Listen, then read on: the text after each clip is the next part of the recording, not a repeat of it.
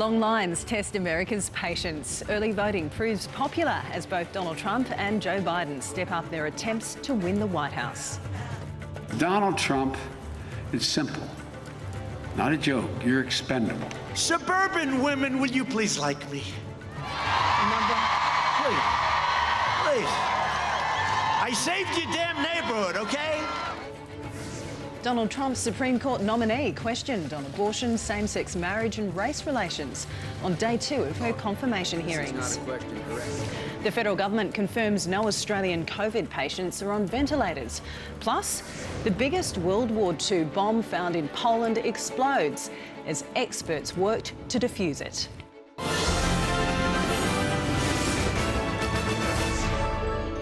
This is SBS World News with Janice Petersen.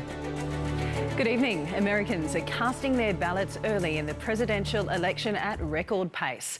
It's leading to long lines and 11-hour waits, but that's not putting people off. Nearly 12 million ballots have already been cast. That's almost 9% of the total number of votes in the last presidential election. And with 3 weeks to go, both Donald Trump and Joe Biden are hitting swing states.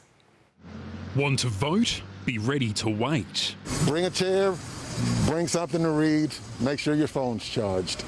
The long line's a sign of unprecedented enthusiasm, concern over the pandemic and, in some cases, voter suppression, with limits put on the number of polling places in several states. With everything going on today, I felt especially motivated to get out here and stand in whatever length of line I have to be in. It sucks, but, I'd rather be out here doing my civic duty than not. In Texas, they're marching to the polls, others taking up the drive-through option. Democrats think the normally reliable red state is in play, and encouraging early voting is crucial to Joe Biden's chances. Don't let anyone discourage you or tell you your voice won't count. It does, it will. You are the American people and you will decide our future, not Trump. Biden campaigning in Florida, where he holds a slight lead in most polls, thanks largely to gains made with seniors. Widespread frustration with the Trump administration's handling of the pandemic playing into the Democrats' hands. Donald Trump is simple. Not a joke. You're expendable. You're forgettable. You're virtually nobody. That's how he sees seniors. That's how he sees you.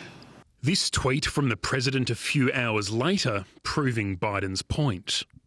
Democrats are starting to feel quietly confident about their chances here in the Sunshine State. Why?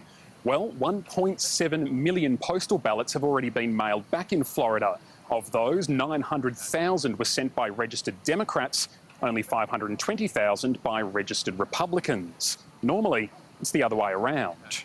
The president's rhetoric on postal voting, he often claims it's rigged and untrustworthy, could end up costing him. For his second on-the-road rally since his COVID recovery, he headed to Pennsylvania, a state he won by just 44,000 votes in 2016. Polls show Biden with a comfortable lead, in part because of his advantage with one particular group. Suburban women, will you please like me? Please. Please. I saved your damn neighborhood, okay? The other thing, I don't have that much time to be that nice. I can do it, but I gotta go quickly. It might be too late. In Orlando, Florida, Ben Lewis, SBS World News. Meanwhile, Donald Trump's Supreme Court nominee, Amy Coney Barrett, has faced intense questioning on the second day of her confirmation hearing for the Senate. By the Senate, the Conservative judge dodged several key issues, including abortion, healthcare and same-sex marriage, but insisted she would not be used as a political pawn. This was day 2 for Amy Coney Barrett, and it was a long one. She faced 11 hours of questioning with no prepared notes. That's impressive. Skillfully sidestepping issue after issue thrown at her by the Democrats. Were you aware of President Trump's statements committing to nominate judges who will strike down the Affordable Care Act? And I'd appreciate a yes or no answer, please. As I'm sitting here, I don't recall seeing those statements, so I guess I can't really definitively give you a yes or no answer. Her nomination comes as the Supreme Court is set to rule on a case the week after the election that has implications for millions of Americans with pre-existing conditions. The Democrats pointed to articles written by Barrett criticising the Affordable Care Act, but today she refused to say whether or not she would recuse herself from the case and told the committee she has made no promises to the White House. See, I certainly hope that all members of the committee have more confidence in my integrity than to think that I would allow myself to be used as a pawn to decide this election for the American people. And when she was quizzed on LGBTQ matters. And I do want to be clear that I have never discriminated on the basis of sexual preference and would not ever discriminate on the basis of sexual preference. And let me make clear, sexual preference is an offensive and outdated term. It is used by anti-LGBTQ activists to suggest that sexual orientation is a choice. It is not. On racism, she noted she has 2 black children and said it was an issue close to her heart, but tackling it is a matter of policy. Kamala Harris put to Barrett that her views on abortion were clear from her previous public statements. I would suggest that we not pretend that we don't know how this nominee views a woman's right to choose and make her own health care decisions. She repeatedly deflected. If I express a view on a precedent one way or another, whether I say I love it or I hate it, it signals to litigants that I might tilt one way or another in a pending case. One expert says Barrett did well to avoid directly answering many of the questions. I don't know that it's evasive. I think it's professional. I think it's very clear. You don't really want a judge offering their personal opinions. The judges are supposed to follow the law, follow the Constitution, follow the statute. Barrett remains on track to fill the void left by the death of Justice Ruth Bader Ginsburg. She'll face further questioning tomorrow. Virginia Langerberg, SBS World News. New South Wales has today recorded more locally transmitted coronavirus cases than Victoria, and there are serious concerns over 2 emerging COVID-19 clusters, prompting the Premier to postpone a planned easing of restrictions. There are 13 new cases in New South Wales, 11 of those locally acquired. Victoria recorded 7 new cases and 5 people have died. South Australia had 3 new cases, all returned travellers. Western Australia also had 1. 2 doctors were infected at this clinic in Lakemba. 3 days later, the cluster sits at 12. Another 9 related infections overnight, 3 of those patients, the others household contacts. And tonight, there are fears the cluster could grow. There are many hundreds of patients that we are contacting and reaching out to. The other 2 local infections connected to a private clinic in Liverpool, meaning all sources of new infections are accounted for, but still a stern warning from the Premier. Our state is on the verge of being where it was when we had the first seeding incident from Victoria. She had planned to further ease hospitality restrictions today ahead of employment figures being released tomorrow, but instead we'll be holding off until Dr Chant gives us the green light to say that we're over the existing current concerns. The planned measures included a relaxation of group booking rules, so more than 10 people could reserve a table, and changes to the number of people who can attend weddings. The measures announced yesterday for outdoor dining and concerts will still go ahead from Friday. In Queensland, contact tracing is underway after a woman travelled from Cairns to Brisbane and on to Melbourne, where she tested positive for COVID-19 3 days later. It's most likely she contracted it in Melbourne. She was in Melbourne several days before getting tested. However, the way we've been so successful has been by being ultra cautious. As the pandemic drags on into its 7th month, Medicare figures show Australia's mental health is suffering. More than 1 million Australians have sought psychological support this year. Nationally, demand for Medicare's subsidised mental health services has increased by 15% on last year. In Victoria, it's up 31%. The concern I have is that we're heading directly into the face of a recession. During recessions, people lose their jobs, they lose their homes, they lose their families, and they lose their lives. So things are going to get worse before they get better in terms of mental health. But from the Federal Health Minister, there's some good news. No Australian is on a ventilator. Lucy Murray, SBS World News. The Federal Health Minister says Victoria is no longer considered a hotspot under the Commonwealth's definition of one. Greg Hunt is now calling on Premier Daniel Andrews to lift restrictions, saying the state targets are unrealistic. But the number of regional COVID-19 cases has grown today. That's because of a virus super spreader who's now been referred to police for failing to disclose all the places he travelled to. A massive testing blitz in Shepparton, 2 hours north of Melbourne. 3 cases confirmed, more expected, as authorities track the path of a COVID super spreader. There's almost certainly going to be more that were all completely preventable if this individual had told the full story. The individual is a truck driver. He caught the virus from the Chadstone cluster in metropolitan Melbourne, spread it to 6 others at a cafe in the regional town of Kilmore before stopping at several locations in Shepparton and on to Benalla. Authorities have contained the outbreak at Kilmore, but until last night he hadn't disclosed that he'd also stopped at Shepparton. Unfortunately, we've found out 10 or 12 days later that he was in our town, and that means there's been much more potential for spread. The matter referred to Victoria Police. Shepparton residents waiting hours with testing clinics reaching capacity.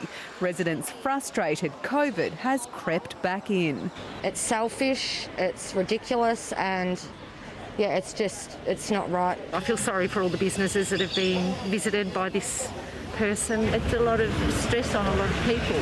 Victoria now has 182 active cases, with 23 people in hospital. The state death toll has risen to 816. The rolling metropolitan average has fallen to 9.6, the regional average increasing to 0.6, with 14 mystery cases across the state. Far from the 5 needed to relax restrictions in 4 days' time. Pressure increasing on Daniel Andrews to still loosen the reins, with the state no longer considered a COVID-19 hotspot in the eyes of federal medical chiefs. In terms of the threshold, Victoria has reached the Commonwealth standard to go to the next stage. After surviving a motion for a vote of no confidence in state parliament last night, a news poll released today shows support for Daniel Andrews has dropped from 70% to 59% in the last month. But the Premier is holding firm to his slow and steady road to recovery. Sunday will be safe steps. It won't be everything that we were going to do, but we'll try and paint a picture of what the coming weeks after Sunday look like.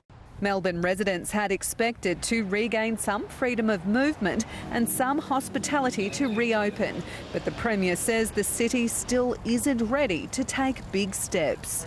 Abby Dinham, SBS World News. New South Wales Premier Gladys Berejiklian has faced 2 motions of no confidence in Parliament, easily defeating one but only just surviving another in the upper house. It's as disgraced former MP Daryl Maguire gave explosive evidence at the anti-corruption watchdog, admitting to receiving thousands of dollars worth of cash at his parliamentary office.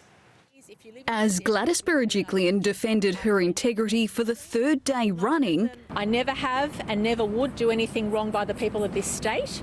Her colleagues in the upper house were debating the validity of her leadership. We have lost all confidence in her, and we call on her colleagues to tap her on the shoulder and ask her to stand aside. And all the while, the source of the tension, her ex, Daryl Maguire, was in the ICAC stand, putting up little resistance and making explosive admissions. Do you agree that on more than one occasion you received deliveries in your Parliament House office of thousands of dollars in cash associated with a scheme involving the obtaining of Australian visas for Chinese nationals? Yes. The anti-corruption hearing was told of a cash for visa scam where the former Liberal MP would refer local businesses to hire foreign students who in many cases never turned up for work. You must agree that it was a breach of the public trust placed in you to proceed with this immigration scheme, correct? Yes. But you did it in your own personal financial interests. Yes. Do you agree? Yes. He also admitted to using his political position to advance private business interests in China and never making the appropriate disclosures. Back at Parliament, the Premier faced further scrutiny over her secret 5-year relationship with Mr Maguire. Why wouldn't you want to know about this corruption in your government? At all times, members of Parliament are allowed to have interests, so long as those interests are declared. A vote of no confidence in the Premier was only narrowly defeated in the upper house thanks to the casting vote of the President. The question is resolved in the negative. The motion was easily defeated in the lower house, but the Premier may face obstacles in the future, with some on the crossbench in the upper house refusing to pass government legislation as long as Gladys Berejiklian remains in the top job. When there's an important matter to come before the upper house, I would assume that colleagues of the upper house would judge those matters on their merits. The ICAC wrapped up today without Daryl Maguire being asked about his relationship with the Premier. He returns to the stand tomorrow. Catalina Flores, SBS World News. Coming up, Malaysia's opposition leader Anwar Ibrahim meets the King, but will his latest bid to form a government work? Concern in Europe as COVID-19 infections surge. Plus, just how hard is it to find an entry-level job? The latest stark research.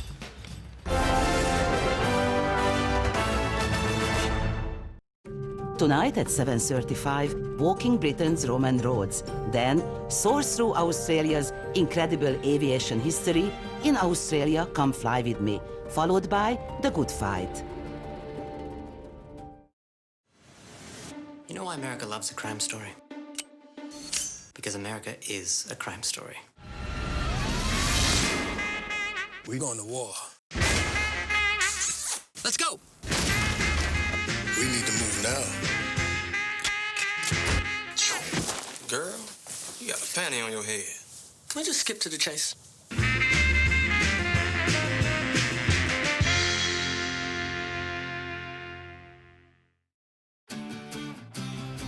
Loving you isn't the right thing to do.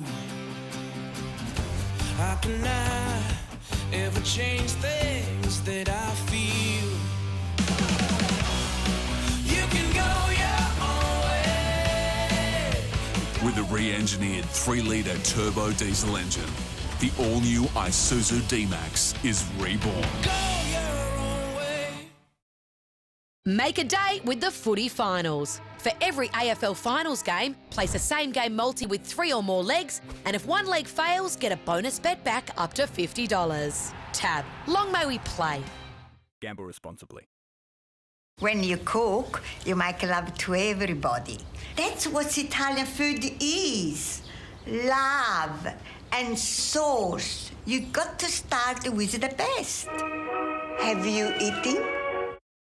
With the NBN rollout almost complete, many homes are already connected to the NBN. However, not all Australians are happy with the NBN provider they've chosen. If you're frustrated with your NBN provider, consider a fast switch to TPG NBN. Join the internet revolution with an amazing speed performance you've always wanted. With TPG, you can flexibly move your speeds up and down with no contract change. Our group is the second largest NBN provider. tpg.com.au. This October on SBS On Demand, Rosario Dawson unravels a web of conspiracy in Briarpatch. I will burn this city to the ground. Gangsters collide in Italy's answer to The Wire, Gomorrah. And it's James Bond meets 24 in the spy thriller Spooks. This is going to be something of a bloodbath. A world of drama is streaming this October on SBS On Demand. I never sought out to be a drug addict. I don't look like a drug addict, so I've been told. I started drinking when I was 13, and I'm now 62. I don't think I could wear short sleeves ever again. I don't want to wake up one day and have nothing left. No belongings, no soul.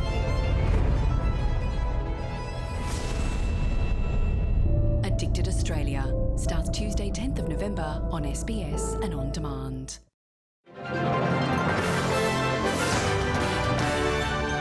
Malaysian opposition leader Anwar Ibrahim says he's given the king formidable evidence that he has the parliamentary support needed to form a new government. However, the king has postponed all meetings in the next 2 weeks due to coronavirus curbs, putting any firm decision on hold. The country's largest party, led by Prime Minister Muhyiddin Yassin, says it's considering withdrawing support for its leader. 3 weeks after he first said he had the support of the majority in Parliament, Malaysian opposition leader Anwar Ibrahim finally got to meet the king. He was carrying what he says is proof he has a convincing majority to form a new government. I would appeal to the Malaysians to exercise patience and wisdom and to allow the king to digest and decide based on the spirit of the Constitution and the discretion of His Highness. The response from the palace came quickly. Shortly after Anwar's news conference, the palace issued a statement that seemed to contradict Anwar's assertion that he provided evidence of majority support in Parliament. The statement said Anwar told the king how many members of Parliament support him, but did not provide their names. It went on to say the king, also known as the Agong, has advised Anwar to abide by and respect the constitutional process. For Anwar now, the risk is that his credibility is under threat. In order to reach the numbers that he's claiming of over 120, the perceptions are that this involves some members of UMNO who used to lead Malaysia before 2018 for decades, but particularly from the party are the individuals who have charges against them. The Prime Minister, Muhyiddin Yassin, appears, at least for now, to have held on to his job. I leave it to the best judgment of the Agong. The Agong, I think, is the most learned and qualified person. Anwar is following Muhyiddin's own strategy. In February, he led a group of MPs out of the governing coalition to join forces with politicians he had defeated in a general election in 2018. They include former Prime Minister Najib Razak, who's been convicted of corruption. Anwar has fought for years to unseat a governing alliance that had been in power for more than 60 years. He was still in prison for sodomy during the 2018 election on what he says were politically motivated charges. But there was an understanding between him and the then Prime Minister Mahathir Mohamad that Anwar would be made Prime Minister after 2 years. That never happened. If Anwar's attempt on Tuesday to convince the king of his right to govern fails, he could still propose a motion of no confidence against the Prime Minister when Parliament reconvenes next month. To Thailand now, where anti-government protesters and royalists have faced off on the streets of Bangkok. These are live pictures now showing thousands of anti-government demonstrators marching towards Government House to demand a new constitution and Prime Minister Prayut Chan-o-cha's resignation. The former Chief Minister of Indian-administered Kashmir has been freed by authorities more than a year after her detention. Mehbooba Mufti was arrested without charge when the Indian government stripped the region of its partial autonomy last August. Posting on her Twitter account today, Ms Mufti called for the release of all other political detainees. An Adelaide woman accused of being a member of a terrorist group faces a return to jail after the High Court overturned her acquittal. In a majority verdict, the court found that an original decision to convict Zainab Abdirahman Khalif should stand. It held that while the trial judge's summing up was imperfect, it was not unbalanced. It found that it was open to the jury to be satisfied beyond reasonable doubt that the accused took steps to become a member of the terror group Islamic State. The body of 23-year-old Johnny Hartshorn has been retrieved from the wreckage of a building after a roof collapse at Perth's Curtin University yesterday. The apprentice construction worker fell 20 metres to his death at the construction site when a metal structure supporting the glass roof collapsed. 2 other workers were injured. Unions say safety concerns on the site had been raised previously. Federal Labor has hinted it could scale back stage 3 of the income tax cuts, which will see billions in tax relief for high-income earners come 2024. In his first major speech since last week's budget, the Shadow Treasurer Jim Chalmers says Labor will come to a decision closer to the election. Scenes in Rockhampton, Queensland, reminiscent of a federal election, as the Prime Minister reminisces on the Coalition's income tax cuts legislated last year. That's our tax plan. I took it to the last election. Australians backed me on it. Scott Morrison putting the pressure on the opposition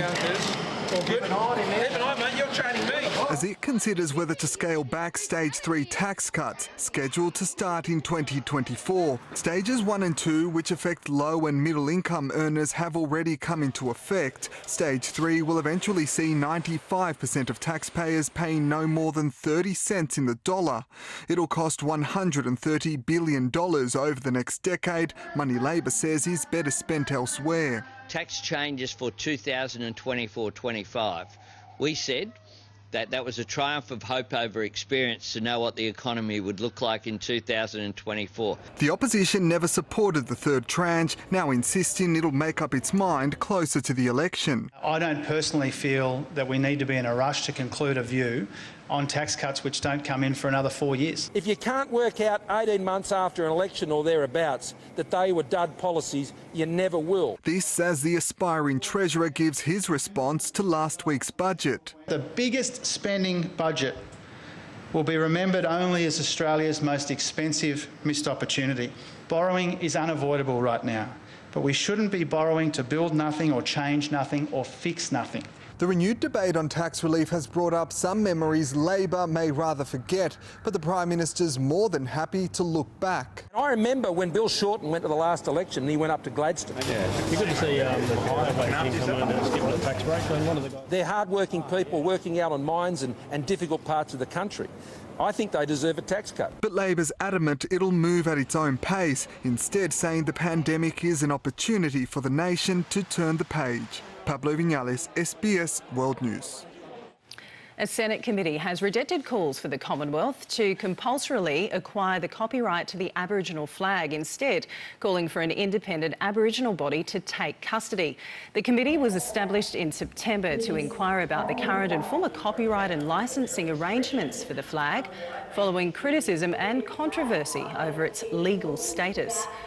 Luritja man and copyright holder Harold Thomas designed the flag back in 1971, and in 2018 he signed an exclusive commercial licensing rights deal with non-Indigenous company Wham Clothing.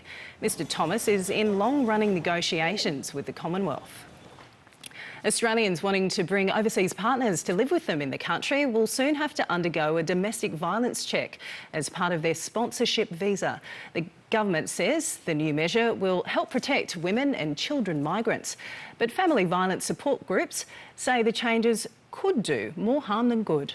Having that threat of not being able to stay in Australia or come to Australia very far down in a relationship has repercussions. It, in a way, punishes the woman. Changes to the partner visa come into effect late next year and will only apply to new applications. 120 people have now joined a class action against the Tasmanian government over alleged abuse at a youth detention centre in the state's north. Our Tasmania correspondent Sarah Maunda has more. The law firm Angela Sodrinis Legal is handling the class action in which 120 people claim they were abused while in the care of the state at the Ashley Youth Detention Centre west of Launceston. Lawyer Angela Sodrinis says most of the allegations happened over a period of time between the 1970s and 2010. The class action is still in its early stages. The law firm has applied for a court order to obtain documents from the state government. There are lawyers in both Tasmania and Victoria assisting the law firm, analysing the allegations made by the clients, and a lead plaintiff or plaintiffs will be chosen. It's not clear how long the process will take, but it is expected to take some time. Our Tasmania correspondent Sarah Maunda with that report. A controversial visa program in Cyprus has been scrapped after heated criticism. The program was condemned for allowing wealthy individuals to purchase a passport for more than $3 million, allowing visa-free travel throughout the European Union. Critics claim the system has been abused. Al Jazeera secretly filmed a state official, a lawmaker and a lawyer allegedly attempting to help a fictitious Chinese investor with a criminal record get a passport. You can tell him that he will have, without mentioning my name or anybody else, full support of Cyprus. At any level, political, economic, social, everything. Okay? Keep it confidential. Confidential here. Keep it very confidential. Because I have to protect my name as well.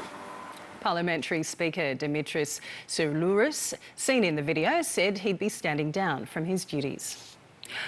Worldwide, the rise in new COVID cases continues, now driven by spikes across the US, Europe and South America. The number of global infections has now passed 38 million, with more than 1,080,000 deaths. In Mexico City, a sombre, scaled-back lead-up to the Day of the Dead.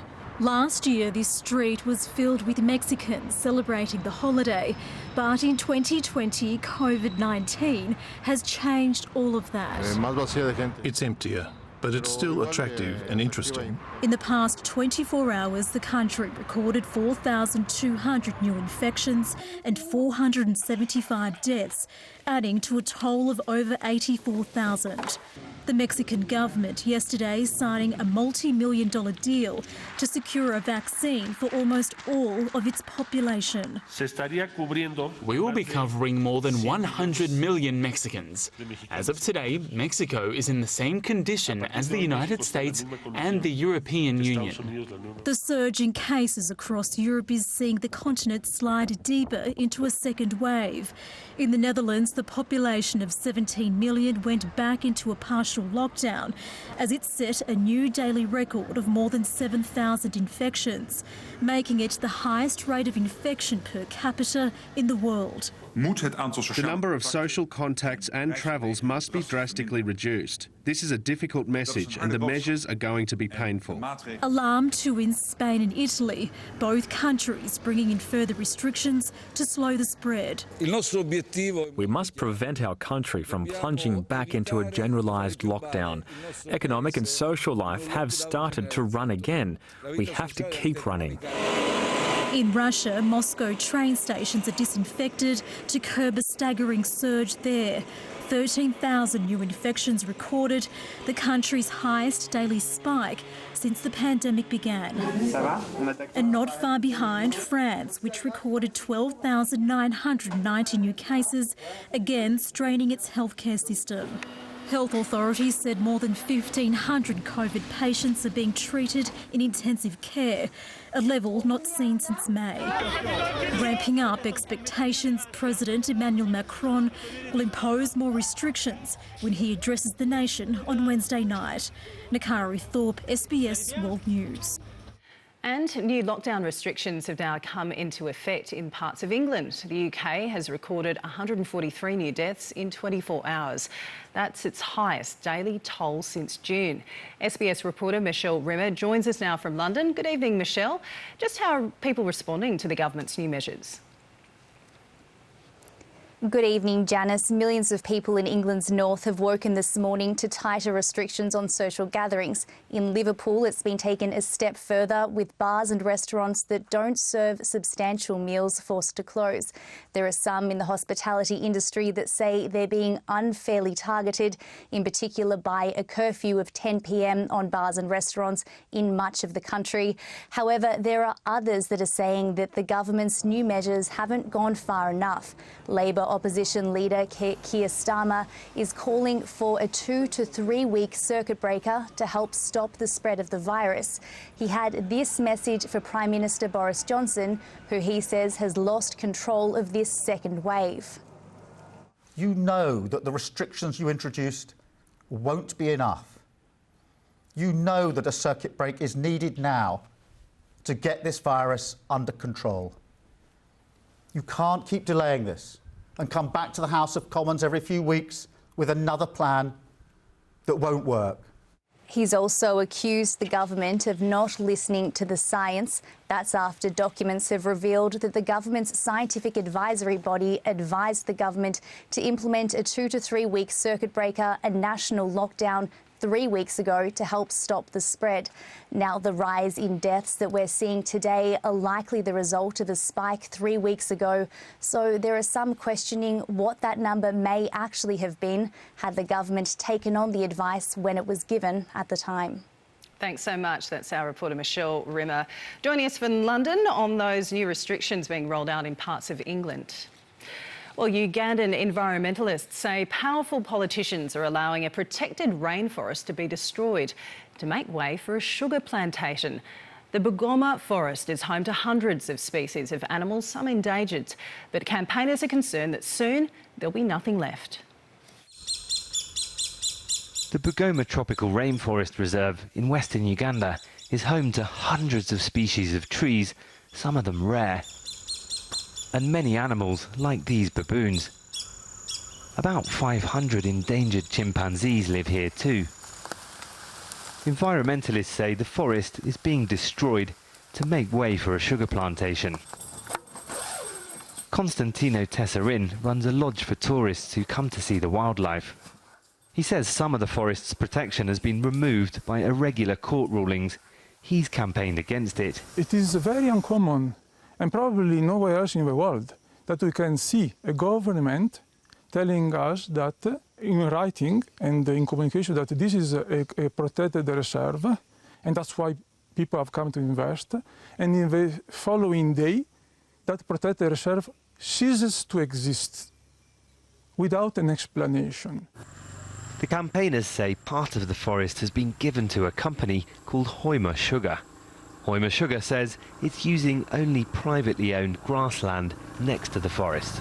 Sustainable development and environmental protection can coexist.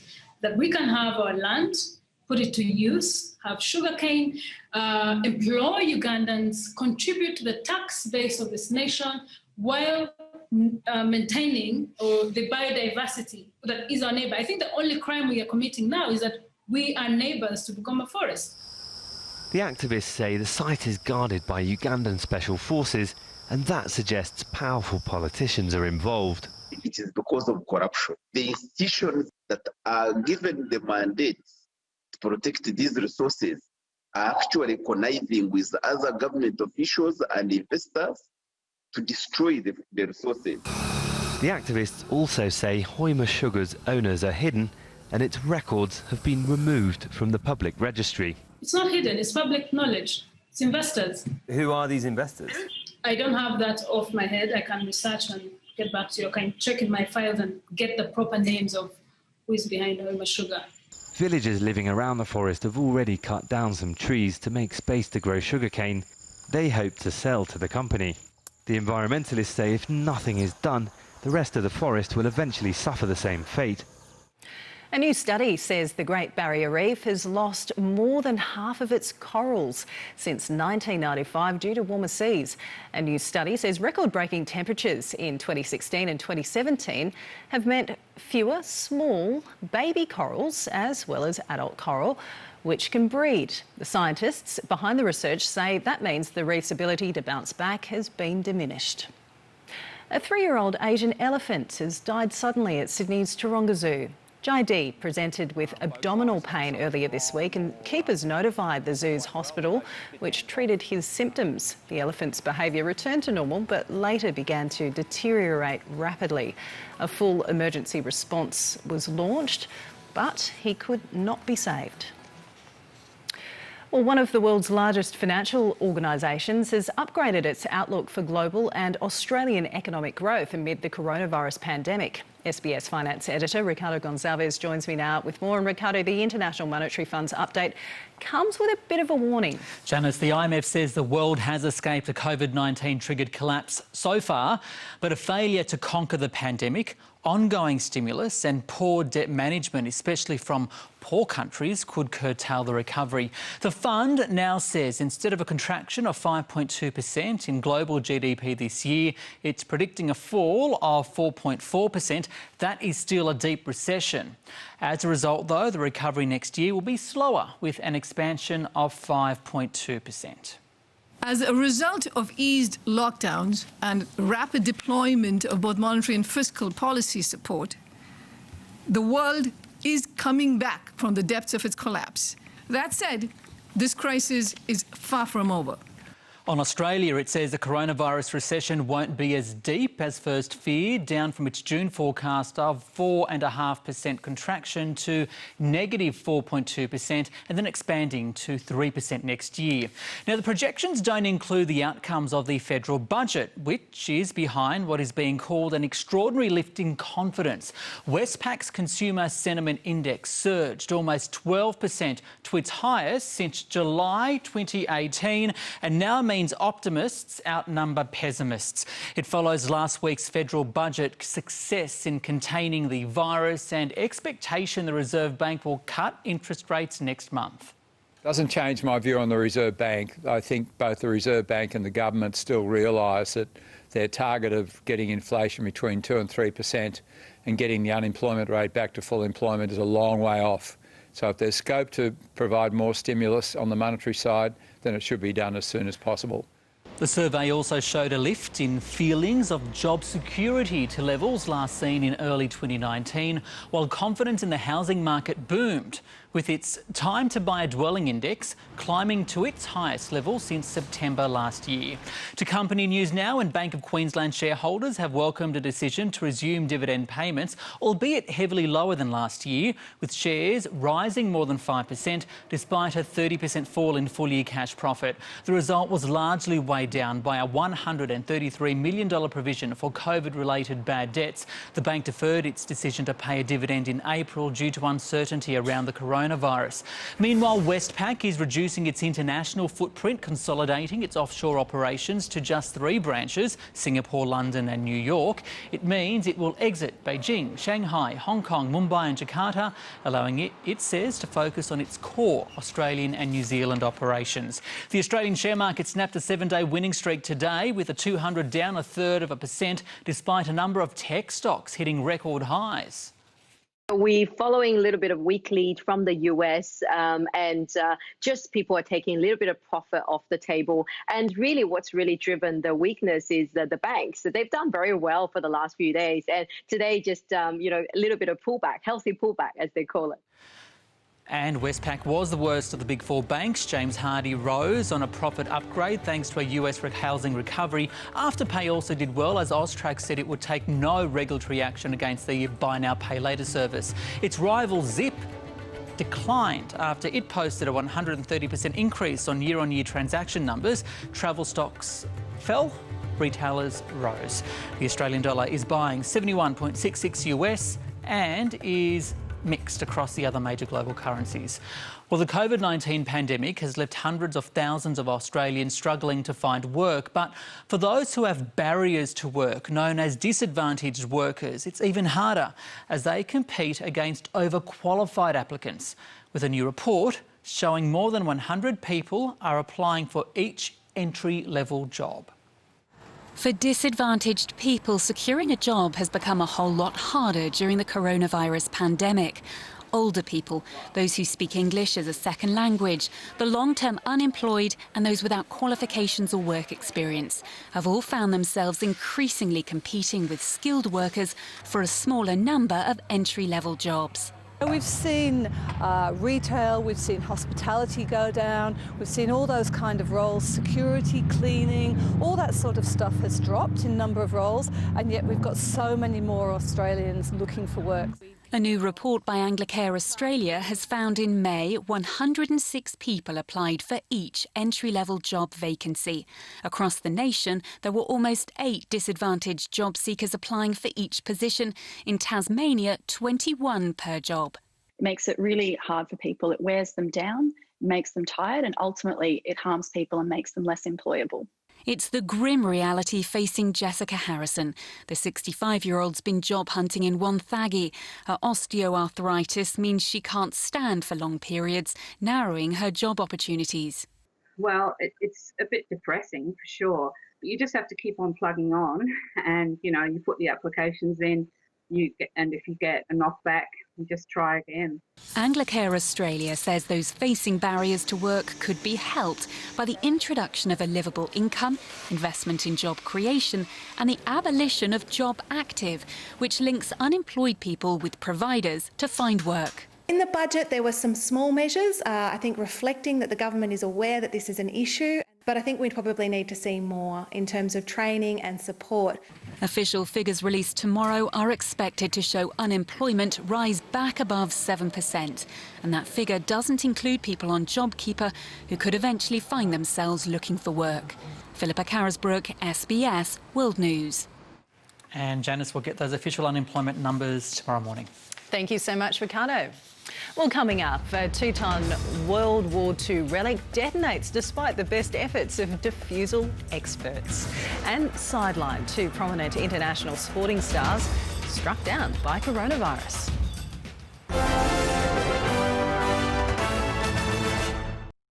Tonight at 7:35, walking Britain's Roman roads. Then, soar through Australia's incredible aviation history in Australia, Come Fly With Me, followed by The Good Fight.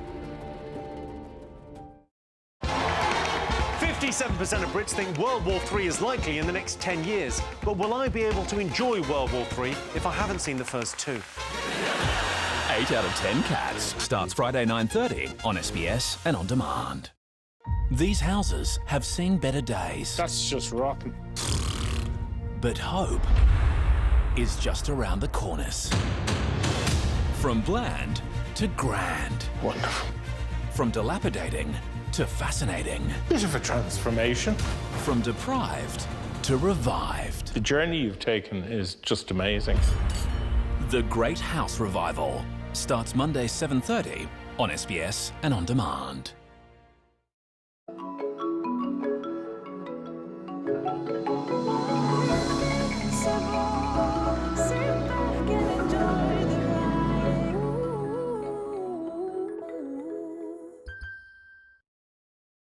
As part of BHP's new training and local business support program, BHP has announced a $780 million investment to support new apprenticeships, training and business opportunities across Australia over the next 5 years. How's this? A brand new 4-bedroom Metricon home, just $174,900. Yes, under 175 grand. First 50 buyers only. That's more home for less. That's freedom by Metricon. As part of BHP's new training and local business support program, BHP has announced a $780 million investment to support new apprenticeships, training and business opportunities across Australia over the next 5 years. Hey, you there. Powerball has jackpotted to $40 million. Get moving. Grab your ticket now. Play now in-store at thelot.com or on the Lot app. Bupa offers more ways to talk that are more suited to you. Because some of us want to talk to a real person and others like to do it all online. Bupa, chat to us today. Is this what you want? Yes or no? Sometimes the answer is so obvious. I feel like this is a trick question. Just watch. This thing's only getting bigger.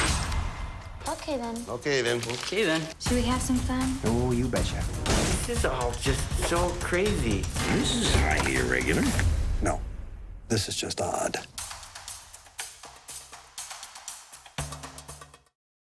This is a great plant-based cooking hack.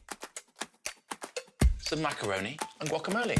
It shouldn't work, but it does. Online sensations Henry Firth and Ian Thiesby are on a mission to dodge the meat without ditching their taste buds. There's just so much choice available. From veggie to vegan and everything in between. It's banging. Woohoo! Let's see how this tastes. Living on the Veg starts Monday 7:30 on SBS Food and On Demand.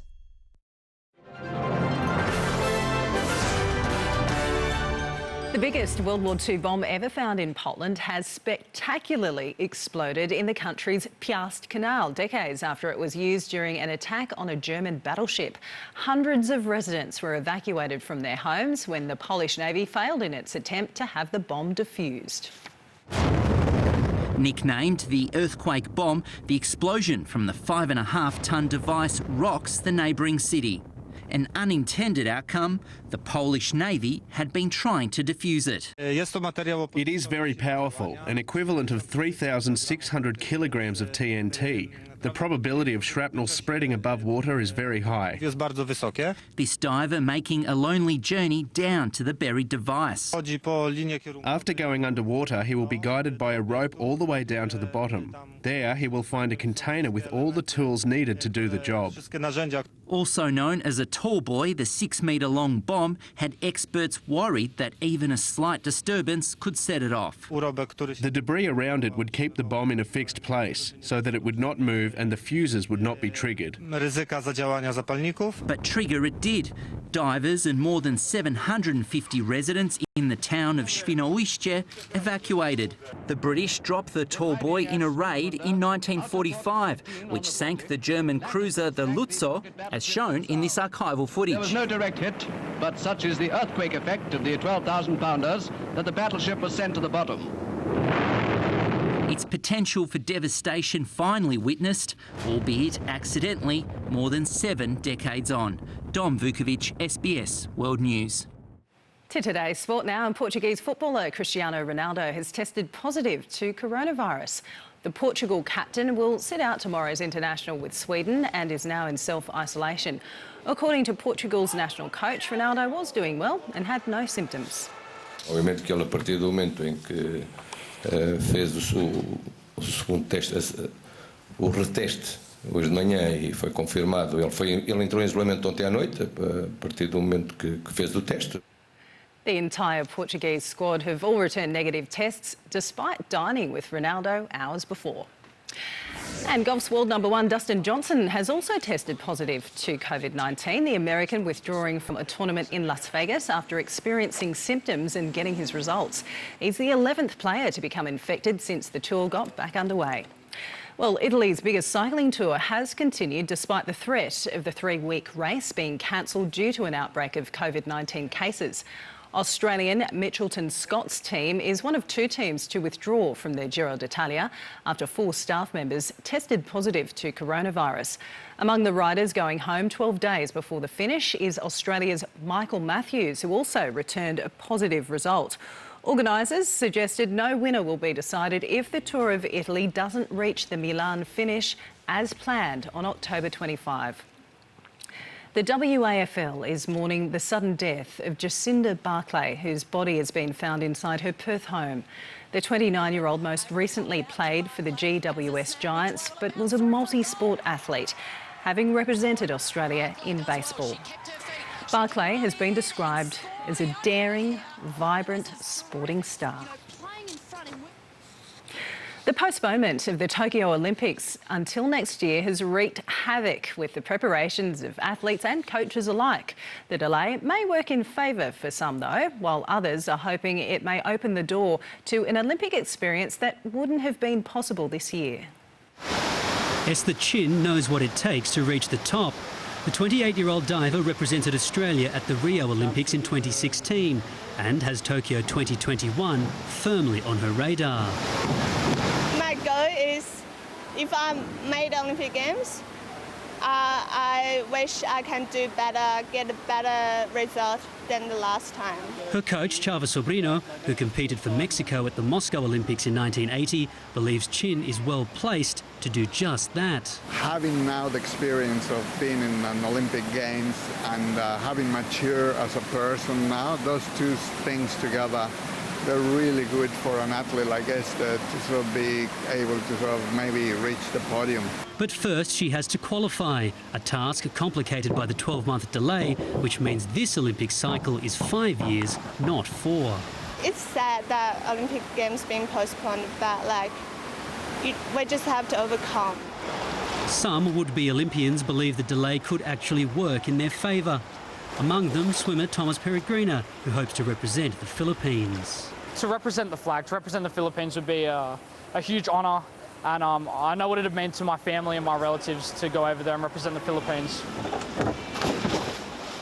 Thomas Peregrina's personal best for the 200 metres individual medley is a time of 2 minutes and 5.2 seconds.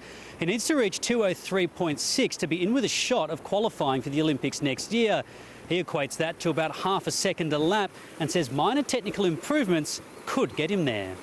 A very, very attainable goal in the time span we have. Early in the pandemic, there was a 3-month training break when gyms and pools were closed. It was a chance to reset and recalibrate training goals and programs to the new 2021 timeline. It allowed us to rest the body, to also refocus, and when we returned to training, I've made sure to layer their sessions in terms of session length and session intensity. Researchers at Macquarie University, where both athletes train, are watching on with interest. We don't know what this current circumstance will be for athletes physically and even mentally, I think, is a really important factor. And we also don't know how those two factors will interact with each other. Both athletes will be hoping for a positive interaction and with it, tickets to Tokyo. Matt Cannellan, SBS World News. Coming up, the weather details and Tree Hugger, the story behind this rare and amazing picture that's won a prestigious photography award.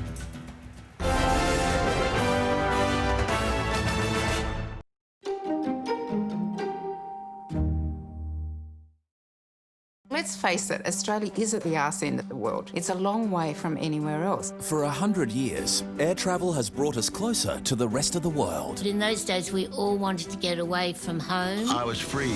Discover the wild and turbulent history of Australian aviation. He said this is a hijacking. It was such a man's world. It wasn't called the cockpit for nothing. I can't tell you how many times people join the Mile High Club. Australia, come fly with me. Starts tonight 8:30 on SBS and on demand. We're going to war. Smartest man wins. Can I get a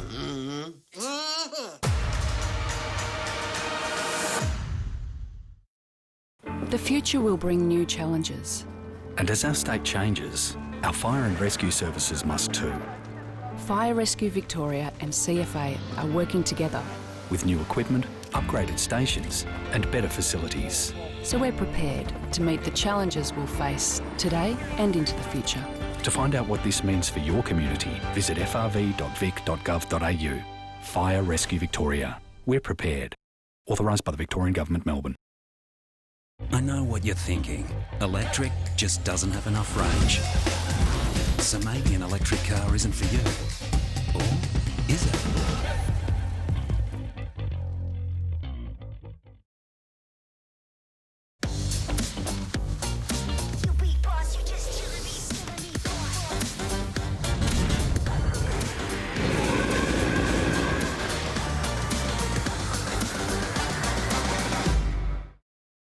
Make a day with the footy finals. For every AFL finals game, place a same-game multi with 3 or more legs, and if one leg fails, get a bonus bet back up to $50. Tab. Long may we play.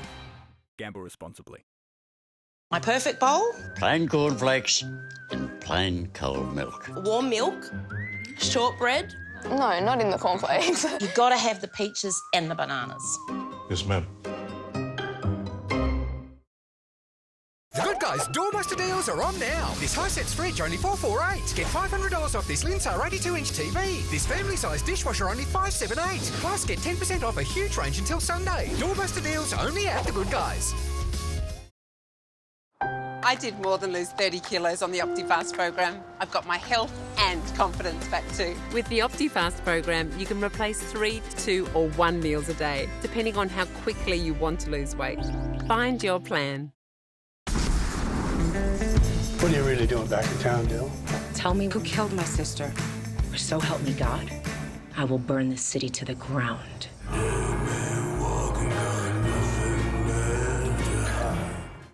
SBS World Movies takes off with a week of high-flying films. One word. What's your name? Jude. Yes, Jude, I'm bailing out. Hola, Hay un tipo, el piloto. The Chinese government will take action. Pilot Week continues with Koblik. Tonight 9:30 on SBS World Movies and On Demand.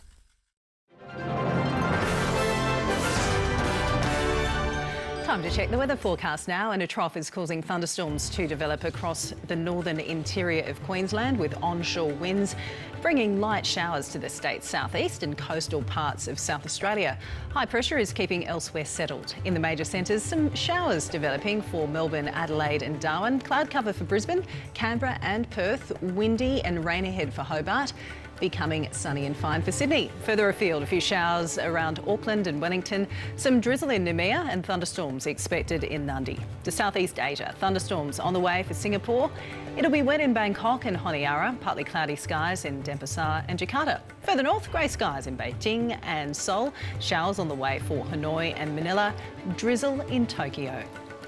Heading west, hot in Baghdad, partly cloudy skies in Delhi and Jerusalem, cloudy in Tehran and storms for Mumbai.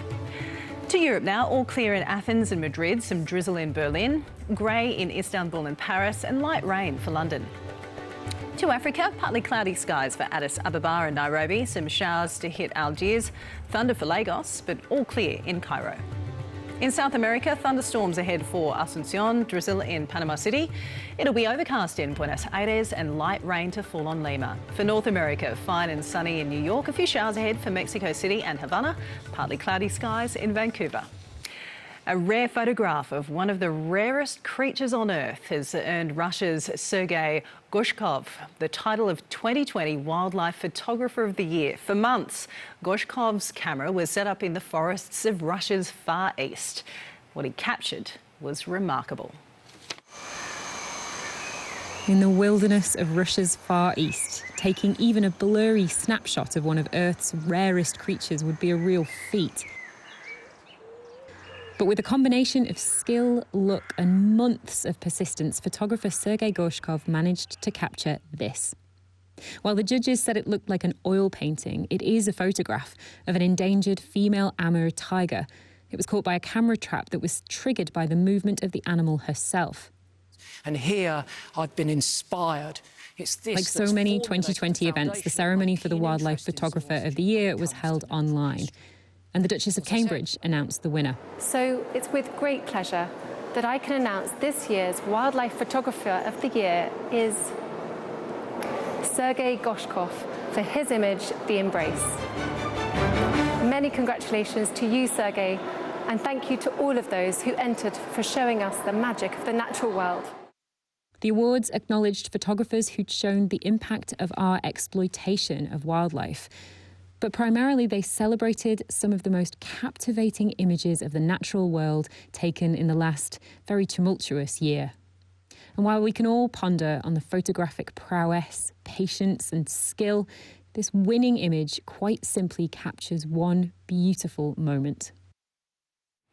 Beautiful moment indeed. Well, a rare skeleton of a carnivorous dinosaur which roamed the earth around 150 million years ago has sold at a Paris auction for almost $5 million. The fossilised bones of the Allosaurus, an ancestor of T-Rex, were dug up in the American state of Wyoming just 3 years ago. It went to an unnamed foreign buyer. The restored skeleton stands at 10 metres long and 3.5 metres high, one of the largest known to date. Recapping our top stories now, voters have endured waits of up to 11 hours to cast their ballots 3 weeks out from the US election. Nearly 12 million votes have already been cast. It comes as both Donald Trump and Joe Biden continue to campaign, with both hitting swing states. New South Wales has today recorded more locally transmitted coronavirus cases than Victoria. 2 emerging clusters have prompted the postponement of planned easing of restrictions. And an increase in Victoria's regional COVID-19 cases has been attributed to a virus super spreader. The man's been referred to police after failing to disclose the places he travelled to. That's the world this Wednesday. If you missed any of tonight's bulletin, you can catch up on the SBS News website shortly. And a reminder, you can also watch the bulletin live there or on our app. Darren Mara will be back with our next bulletin just after 10:35 tonight. From the team, good night.